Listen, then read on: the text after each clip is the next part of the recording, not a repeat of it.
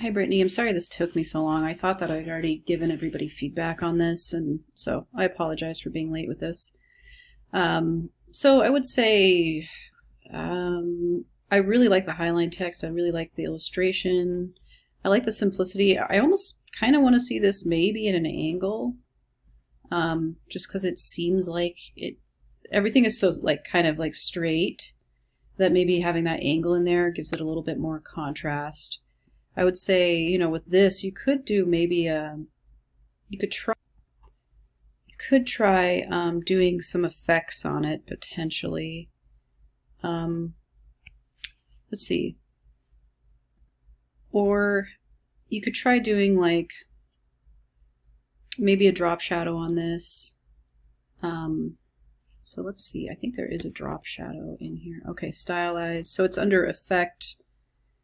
Stylized drop shadow. There's also some glows that you could do. Maybe the outer glow might be a nice option.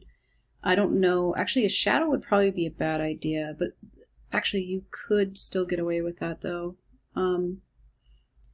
If you did decide to do a drop shadow, you could just, I would say, make the opacity like 100%, and then also make the blur like none, so that it's just totally, and then maybe the Y and X offset wouldn't be very far off. And you could change the color. I think black is kind of harsh a lot of the time.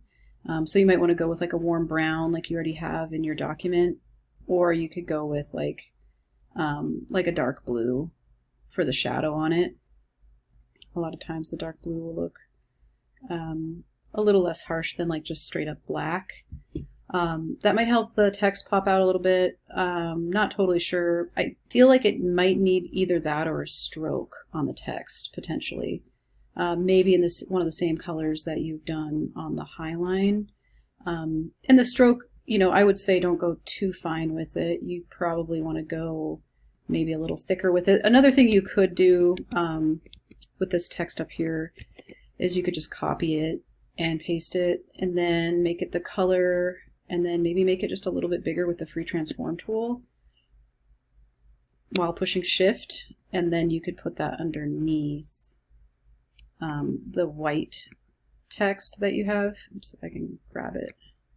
Just pushing command on my keyboard to try and get the white, clicking through the layers and pushing command click to try and get the white text, and then just kind of like, doing this kind of thing where, it's looks a little bit like a drop shadow. You might not even need to make the other one bigger. That might have been actually a mistake. You might actually want to keep that the same size as the white text. You might have a better result if you do that. So that might be something to try out. But I would say I feel like the Happy on the Highline needs something in it. And I would say this does look better like tilted. Yeah, and I don't know if it really needs much else. I mean, you might add a little more detail, but I think, if you did that, you added maybe a stroke or something on the Happy on the Highline. That would be helpful to the design, I think. And you can go here too, and you can have the stroke outlined to the outside, aligned to the outside of the actual line, which might be a good idea on this particular font. Although that E is awfully close together, so there's still a line there preserved, so that's good. But I would say, yeah, something like that. This could maybe be smaller. You might want to experiment just so that you could get like a little bit more contrast in the size. I think I do like it placed over here better though, like that.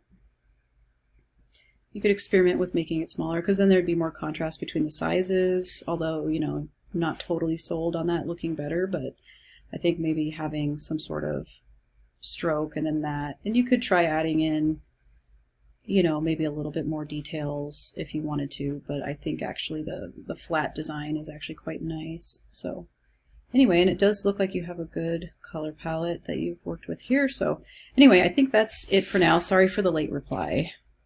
Talk to you later.